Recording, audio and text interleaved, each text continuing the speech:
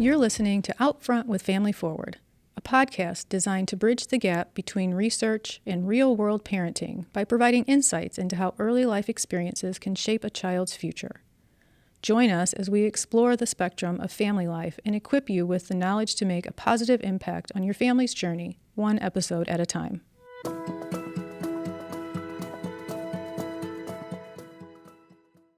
Welcome to Out Front with Family Forward. This is episode 4 of season 2, and I'm Sharon Skidmore-Stern. I'm the Chief Program Officer at Family Forward, and the whole gang is here today, and I want to pre-thank them all for being here, for kind of tying up this season of the podcast. I will let you all go through and introduce yourselves. We'll start over here with Ashley. Well, I'm Ashley Wagner. I'm the Director of Occupational Therapy here at Family Forward. I'm Jamie Scatia. I'm a clinical psychologist and the director of the assessment team. I'm Lisa Von Walde, the director of therapy. Awesome. Again, thank you all so much for coming together for this last episode of season 2. So we have focused this whole season on resilience, right? So the first season we focused in this broad lens of connectedness, and we really wanted to kind of dig in on resiliency because I think it shows up all over the place in terms of what is it, what are expectations around it, what role does the community play, and I think especially for our families, the ability to, tolerate adversity, the ability to, shoulder certain things becomes front and center. And, for us, I think we really felt like resiliency is kind of a great topic. So how we kind of went through this, we'll recap really quickly. In that first episode, Jamie and I talked a lot about what is resilience? What is it not? We did some myth busting. Resiliency is not pull yourself up by your bootstraps. It is not a completely intrinsic individual characteristic. It is something that is scaffolded and grown over time with support from multiple spaces. In episode 2, Ashley and I really talked about that child-focused piece. So what does resiliency look like in children? What are some of the ways that it already is manifested, especially from those kids who have these, really tough backgrounds? They actually showed an amazing amount of resiliency because they were able to survive. And, just because those survival skills aren't necessarily the kind of skills that are needed in other spaces, how do we better respect that and create environments that are more receptive and supportive for kiddos who've had, significant adversity? And, Lisa then had a special guest, Dr. Nancy Weaver, and you guys talked all about caregiving, the role of resiliency for parents and caregivers. What does that look like? What impacts that? That toxic positivity, that kind of social media presence that we're kind of always being barraged with what's being a good parent and this idea of perfection, like there's no room for rupture and repair. So we wanted to take this 4th episode and just have us all kind of come together and really talk about, so what do we do? Like, what are some of the actionable things when it comes to resiliency building? What are some key fundamental pieces that we can kind of discuss and share with our listeners who want to kind of take it to the next step? Like, what's the next steps? And I think one of the things, too, that struck me is, resiliency is fluid. And I think, Jamie, you and I kind of talked about that. Like, it's not necessarily something that if you're resilient in one space, you've got through that. It doesn't mean that the next space isn't still going to be hard. Right. And I think focusing, too, on the fact that it's a process, that it's not necessarily just something that you're born with, but something that you can develop and grow over time. And remembering that, when we're in that crisis, when we're in that moment of high levels of stress, it's probably not the best time to be working on building these skills, but focusing on these things when we have the capacity, when we are able to redirect our energy and our attention to things that grow our resiliency and give us the strength to continue and use our coping skills, et cetera, so that when we are in those moments, we have access to them. Well, and it's starting with small things, Right. right? It's starting with the small things. Ashley, you shared that great story about the birthday party with your kiddo. And I think that was such a great example of decision making in real time of, am I consequencing behaviors? And even the more I thought about it afterwards, like the behaviors weren't necessarily egregious behavior. They were exhibiting frustration, they were exhibiting fatigue, whatever it was, but it wasn't egregious behavior, right? So, at that point in terms of parenting, do you scaffold and build the capacity, or do you consequence the behavior because it was interfering to what your routine was at that moment? Right. And I think this really goes with what Jamie's saying too, is that building resiliency is a process. Right. And something that we think about a lot in the therapeutic world is the fact that we have to find that just right fit. We have to be able to say, is this something that is going to push a child to develop the next set of skills? Or is this something that's going to tip them over the edge and they're not going to have the skills to cope with this, right? And I think that we probably don't talk about that scaffolding and that process of just right fit enough when we're thinking about parenting, right? And parenting for resilience. But I think that it's important for us as caregivers to recognize the patterns that show where our child is at in that skill set, and then to try to match the environmental support toward that. So, when we're starting off, resiliency is really having an environment that meets their needs very directly. Right. But then as they get older, as they develop the skill of resiliency, and as we as caregivers develop the skill of supporting their resiliency, we start to fade that. We start to say, okay, do you remember your strategies? And we're just prompting them to use their strategies in environments. And then as they get older still, then it becomes did you use your strategies? Right. And I think that process is really the overarching kind of longitudinal resilience that we want from them. We don't want them to constantly rely on us to make up for the stressors in their environment. They are going to have stressors in their environment beyond when we're there for them, right? But we're kind of scaffolding so that initially we can create an environment for them to feel safe enough to practice those new skills.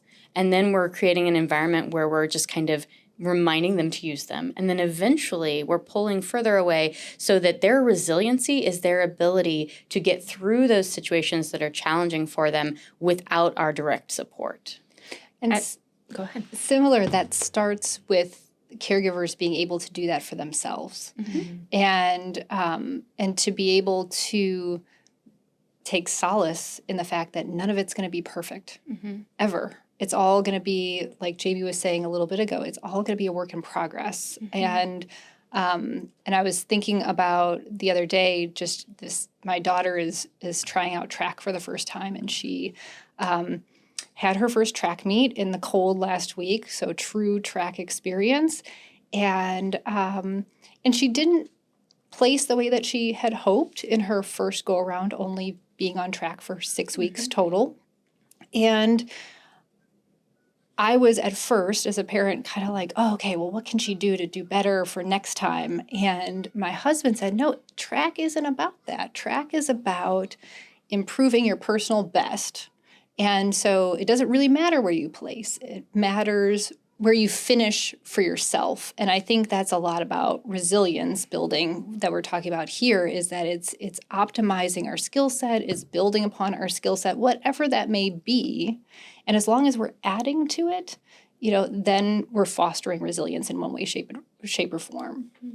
Well, what I'm hearing, and correct me if I'm wrong, that building resilience is a little bit like learning any new skill, like learning how to read. That at first we're learning letters and words and sentences, and then we're learning how to read out loud and have a cadence. And then after a while, teachers have an expectation that we read the chapter, that we did the reading already, and we're focusing on comprehension and application. And some kids are going to come in knowing how to read sentences when they get into kindergarten. Some kids are going to know the alphabet.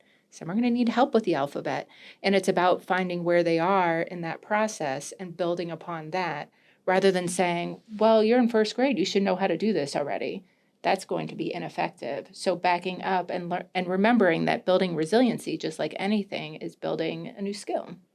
Well, and I thank you for kind of hashing that out, because I wanted to go back and kind of define when we use the word scaffolding. It really is how we foster natural development. So like you were saying, Jamie, there are certain skills like feeding, I think, is always a great example. You start out, feeding an infant and you slowly build the skill. You're not forever going to play the choo-choo game or the airplane game to get food in their mouth, right? Eventually, you have scaffolded in little ways for them to master the art of using utensils and eating like, real people. So that's the point of scaffolding, and we do it all the time, but I think we lose sight of it when it comes to, considerably more like abstract things like resiliency. Do I have the capacity? Because that's what this is. It is like a regulatory capacity. I have some internal resources to be able to tolerate stress, and that's where that rupture and repair. None of this resiliency conversation is not about really sheltering or insulating children from adversity. Most of the kids they've already had in tons and tons of doses adversity. It really is about the resiliency building pattern of, dysregulation, and then somebody to come along and help and support and re-regulation. And it starts very much in that dyad, and it moves out to these larger systems, to the family system, to the school system, and to the communities at large. Like all of those pieces play a part in building resilience. What it is not truly is an internal thing that is just grown on the inside, right? It is directly fed by all these external pieces. Which comes back to connection. Yeah. Right. And that we talked about this a little bit in the first episode, but that part of building resilience is building a community, building a network, finding opportunities to feel seen and validated and attuned. I mean, even Ashley, what you were saying earlier is having somebody attuned enough to you to be able to know where you're at, know what you need. Well, and there are just a few things I pulled out just from the literature in terms of, how do we foster resilience? And this is in children, but it is also for the adults in the room, right? So one key thing is a strong positive relationship with a primary caregiver, or that caregiver has other significant relationships that they can lean into, who acts to ensure safety and protection, particularly after a traumatic or stressful event. So again, that's one piece of growing, this kind of resiliency for these kiddos and their families. So to your point, Lisa, the caregivers are such a huge part of that. Mm-hmm. Truly, I mean, we've been talking about in our previous season about we can't expect children to do things that grown-ups can't do. Mm-hmm. So a dysregulated adult can't regulate a dysregulated child. It has to start with the adult having the capacity to coach and support a child through difficult times. And so it becomes imperative for caregivers to practice building that muscle and building that skill of resiliency in order to help build resiliency within the child. Right. And this other one I really like, and I want to dig into a little bit because I think this is part of these action pieces, right? So a circle of supportive people who are committed to each other, share time together, and these could be family members, resolve problems and conflicts effectively and efficiently, celebrate successes, hold shared values and beliefs, practice meaningful rituals, and have predictable routines. Mm-hmm. I know that shows up, especially the predictability piece, when we're working with our families. There has to be some element of predictability. The brain loves predictability. It does not like novelty. So, and to create a safe environment, part of it is predictability. Mm-hmm. So what are those small pieces that a family can start to implement that creates predictability for everyone, but flexibility within that? Right? Because if you wake up in the morning and your kid doesn't feel like getting up, maybe they're not feeling school that day, or they don't like what you presented for breakfast, or you're stressed or pressed, that whole thing can really be blown up. But holding to that stuff with some level of flexibility. That is such a tricky one to answer too, isn't it? Because, I mean, very real. Because I think that that routine is also a privilege in a way. It's also something that comes with having a stability and some supports outside. So that sense of connection and everything, right? And so I think that, I was thinking about this the other day. We have so many caregivers that come into our clinic, and their main struggle is the morning routine, right? Getting out the door. And I'm not going to lie, it is not a pretty thing in my house half the time. And the thing that I always think of, though, is we are very fortunate in my household that if my child needs that extra attention in the morning, I have the flexibility to show up late. To work. And a lot of caregivers don't have that. And I think that as we're talking about resiliency and we're thinking about these routines, I think there's some things that caregivers can do in those routines, such as, have a plan not just for like the perfect morning, but for if things go poorly. One of the biggest things that the occupational therapy program has learned from the therapy program and the evaluation program is actually about safety plans and plans for the exact words that we're going to say, the scripts that we're going to follow if a child is in crisis or having a really tough time. And so I think that having plans for that, and that's something that you can work on with a therapist if you have a therapist that's in your corner, or having just a plan, even if it's not guided by a professional, of what do you do if a child says something that is really alarming to you. And I think that having those plans in place can be really good. But plans are meaningless if you don't have the support to have flexibility to implement a plan.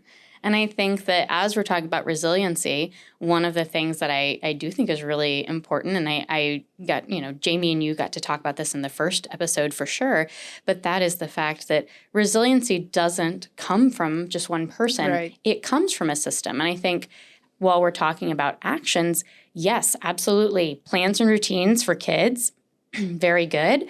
But also, what advocacy can we do within our realm to try to create broader systems of support?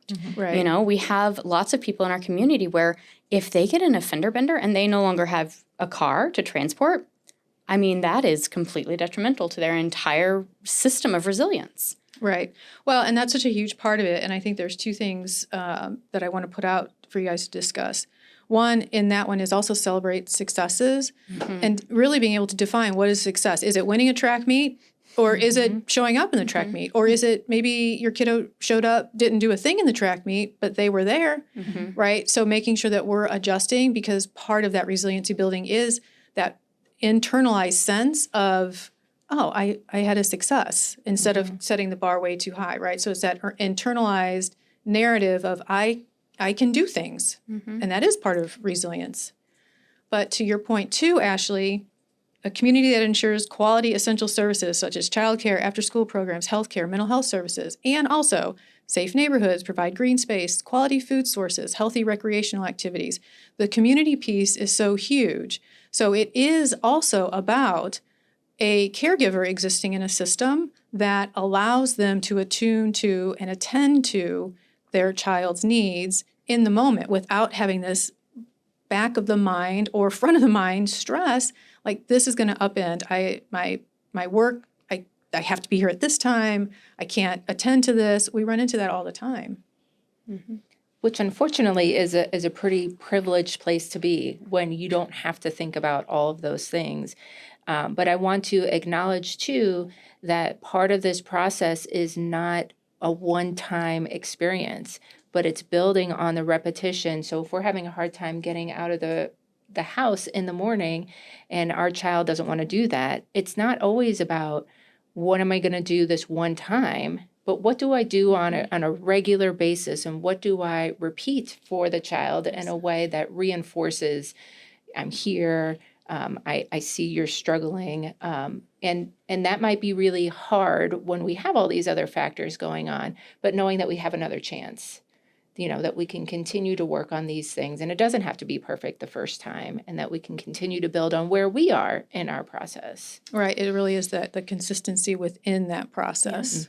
Yeah, that's a great point. And I think, Two, one of the things that I've had to learn as a parent, but also as an OT, is how to celebrate the tiniest victories. Yes. And honestly, changing the language in our house from, wow, you threw a fit for 45 minutes and you used this many profanity words, to a language of, you know what? I know you threw a fit still, but you didn't say anything that really hurt my feelings. Or, you still had this really tough time, and I recognize that. But that one thing that really bothered all of us after the last time didn't happen this time. Mm-hmm. And I just want to applaud you for that. Changing to that language in our household has made such a profound difference. And I think that it is, if other people just came in and heard us congratulating our kids on those victories, they would be like, you're congratulating your child because they didn't punch through a wall today? And it's like, Right. yeah, but you know what? They didn't punch through a wall today. Yeah. But I'm going to celebrate that one. And they punched through a wall yesterday. Exactly. And I think that's the context, too. Yeah. Understanding the context in which these things happen and understanding our culture, having the shared language, having shared expectations. And I just want to bring it back to this reading example because sometimes that's a little bit more relatable, is when we are in 4th grade and we learned a new word, how to read the word. That's not chronologically appropriate for that child. But if we learn the context of they have a learning disorder and haven't been able to read words for the first 3 years of elementary school, that changes the game.